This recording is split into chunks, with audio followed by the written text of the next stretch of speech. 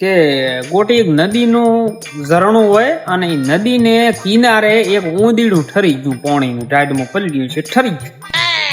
અને અહીંયા અંશ ભાળ્યું કે મારું આ પીળું પીળું ધૂધ એમ બાપડું ઊંધીડું છે ને મરી દાશે, લાવો એને સપોર્ટ હાલો, થોડું પોંખમાં હાલો તો ગરમ થઈ જાય, બાપડું બસી જાય.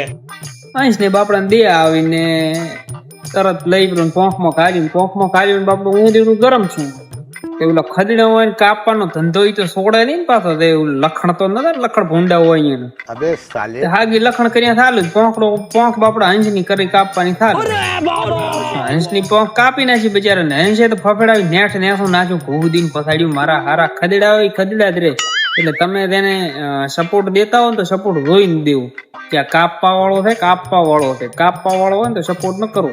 અચ્છા, નકર લખણ ભૂંડાવી ને સુધરે ભાઈ કોઈ દાડો. હા, નાની વાત છે, જિંદગીમાં ઉતારે એવી. અને કોક લાઈક કોમેન્ટ સબસ્ક્રાઇબ કરવું એ કરજો.